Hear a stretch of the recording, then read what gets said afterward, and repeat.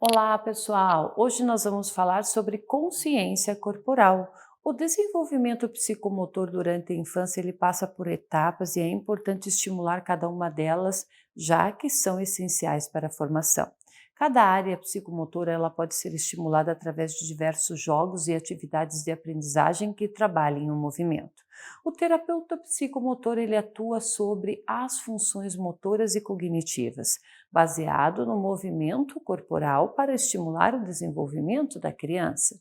Então, as áreas psicomotoras podem ser estimuladas na escola através de atividades simples que podem ser inseridas nas estratégias de aprendizagem. O estímulo adequado dessas áreas é muito importante para o desenvolvimento da coordenação motora fina, global, lateralidade e outras atividades. A psicomotricidade integra os aspectos motores, cognitivos e emocionais da criança.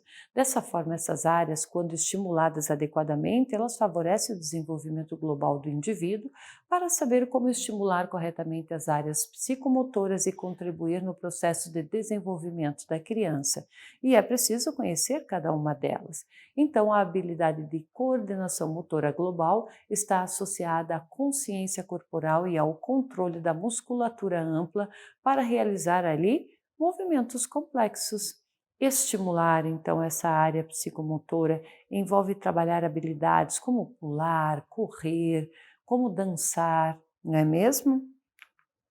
Olha só, pessoal, qualquer atividade que envolva movimentos, como, por exemplo, pular corda, né, pega-pega, amarelinha, tudo isso estimulam aí o desenvolvimento da coordenação motora global da criança. Claro que o desenvolvimento dessa área, ele está relacionado com o controle dos pequenos músculos, né? Como o movimento das mãos, da face, movimentos visuais, né? E assim, as atividades que estimulam então a coordenação motora fina são mais refinadas, como recortes, desenhos e até mesmo amarrar ali os sapatos. Essa estimulação é importante para que a criança aprenda a segurar no lápis, por exemplo. A lateralidade é a área psicomotora associada à consciência de que o corpo tem dois lados, a noção do externo e interno. E é importante que ela seja estimulada, pois favorece então o domínio do corpo e da coordenação motora. Atividades que estimulam a lateralidade são aquelas que trabalham ali os lados do corpo separadamente, como pular de um pé só, ou as que envolvem aí equilíbrio. Você já percebeu que conforme a criança vai crescendo, vai adquirindo grandes habilidades motoras, também começa a demonstrar preferência entre a direita e a esquerda? A palavra, pessoal, lateralidade vem do latim e significa justamente lado.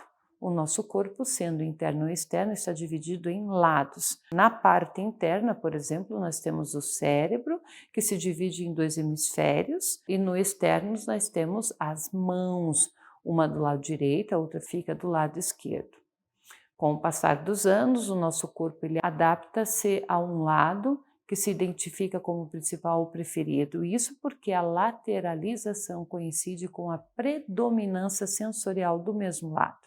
As partes do corpo que integram direita e esquerda constituem a lateralização, que está vinculada ao processo de maturação dos centros sensórios motores de um dos hemisférios cerebrais. Então, os estudos eles abordam aí sobre a lateralidade, que foram feitas por Paul Broca em 1986, quando ele abordou o estudo sobre a dominância cerebral. Desde então, crescem os números de estudos sobre informações fundamentais para a compreensão dos fenômenos neurológicos, ok? Então, aqui, pessoal, na questão da lateralidade, existe aí uma tendência que é o indivíduo tem aí em utilizar mais de um lado do corpo do que do outro, em três aspectos: a mão, os olhos e os pés. Os indivíduos, eles então apresentam uma preferência motora, tendo uma dominância de um dos lados. O lado preferido sempre apresenta mais força muscular e é ele quem sempre inicia alguma atividade feita pelo corpo. E o outro lado fica o lado auxiliador. Os dois sempre trabalham da mesma forma e são complementares. A consciência da distinção de dois lados do corpo e que podem se mover de modo independente estabelece a lateralidade e é um componente da consciência corporal. Os lados direito e esquerdo não são homogêneos e essas desigualdades elas se manifestam pelos ajustes realizados durante as atividades corporais, sendo a lateralidade a bússola do esquema corporal.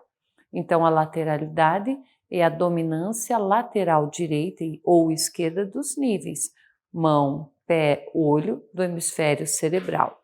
Essa predominância, então, ela ocorre durante o processo evolutivo do ser humano e depende dos fatores genéticos e ambientais.